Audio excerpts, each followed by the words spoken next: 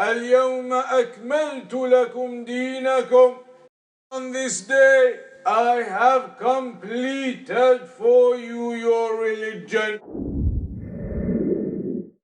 To hold back, to withhold from anything is termed as fasting, Sawm and Siyam. So if a person was to hold back from talking, he would technically be fasting in speech. If a person or an animal held back from walking, then it is technically holding back. It is fasting from walking. So fasting, Sawm and Siyam, it is to hold back, to withhold, to refrain from and to stop doing something. In the Quran there is an example in Surah Maryam, ayah 26, where it is mentioned, إِنِّي نَظَرْتُ لِلرَّحْمَنِ صَوْمًا فَلَنْ أُكَلِّمَ الْيَوْمَ إِنْسِيًّا. That I have vowed to Ar-Rahman Sawm. I have vowed Sawm. But what type of Sawm? What type of fasting? فَلَنْ أُكَلِّمَ الْيَوْمَ إِنْسِيًّا. So I will not speak. That's what's mentioned. فَلَنْ أُكَلِّمَ الْيَوْمَ إِنْسِيًّا. So here in this ayah, the word fasting is used to mean withholding from speech. Therefore, linguistically, the word Sawm and Siyam means to hold back from something, to refrain from doing something. Islamically though, when we talk about the word Sawm and Siyam, Islamically, it means الإمساك بنية عن المفطرات الحسية والمعنوية من طلوع الفجر الثاني إلى غروب الشمس. It is to withhold from the things that break your fast, eating, drinking, etc. To withhold from all of those things that break your fast with an intention from the true Fajr to the Maghrib. It is to withhold from the things that break your fast, eating, drinking, etc. And the details of that will come later.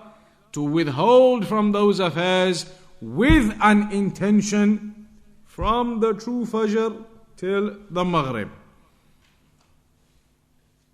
Why does the definition say that you must have an intention? Because if somebody held back from eating and drinking for the whole day and the other types of things that break your fast, they held back from doing any of those things for the whole day, from the true Fajr till the Maghrib, but it was coincidence. It just so happened they were busy with something came up all day, they were stuck in different places and they didn't eat and they didn't drink until Maghrib came.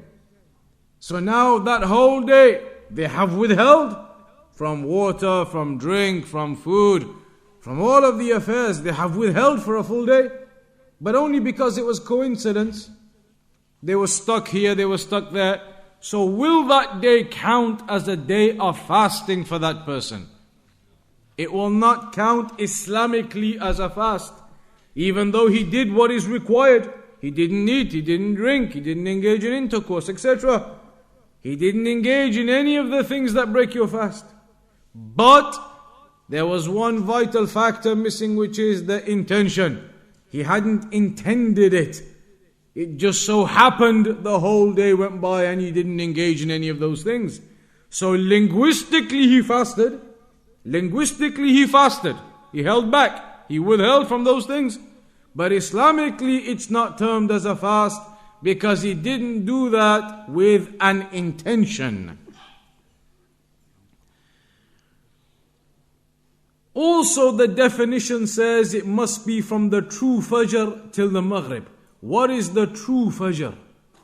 We mentioned before previously in gatherings that the Fajr in the morning, there is the false dawn and there is the true dawn, as they say. The false dawn is when the light first appears in the morning. After the darkness of the night, when the light first appears in the morning, it appears upwards in a vertical fashion. But after a while that light disappears and it goes dark again. Then the light reappears, but this time it appears horizontally across the horizon coming out. That is the true Fajr. That is the true dawn. When that occurs, now eating and drinking must stop, and now the Fajr prayer time has entered. So from that moment up until the Maghrib, the sunset, the person must withhold from the affairs that break your fast with an intention. What is the wisdom behind fasting? What is the wisdom behind fasting? Allah mentioned in the ayah, لَعَلَّكُمْ تَتَّقُونَ, so that you may achieve piety, so that you may obtain piety. And this piety, this taqwa, to fulfill the obligations to Allah upon insight and knowledge, desiring the reward from Allah. To fulfill the obligations to Allah upon knowledge and insight, desiring the reward from Allah. And to refrain, stay away from the disobedience to Allah upon insight, fearing the punishment of Allah. To stay away from the disobedience to Allah upon insight, fearing the punishment of Allah.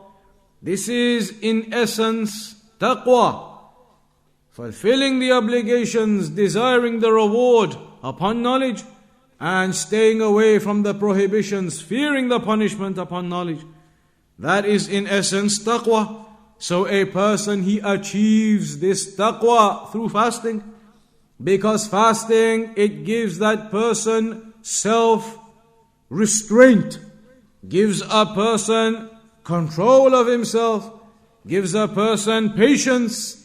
As the Shaykh, he mentions here, fasting means that you have to prevent yourself from eating and drinking and engaging in intercourse.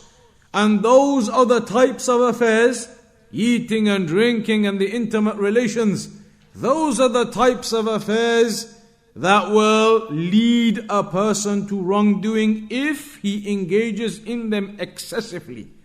The ones who engage in eating plentifully, drinking plentifully to their fill, filling the desires of the stomach in that way, and engaging plentifully in their other desires, the one who engages in those affairs plentifully, excessively, then those are the types of people who are more prone to perhaps transgressing, oppressing, wronging.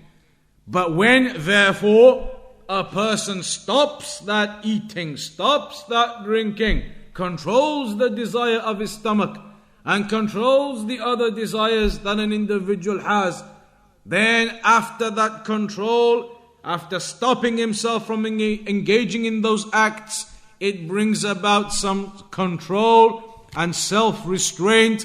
And this therefore is the factors that lead the person to achieving the taqwa.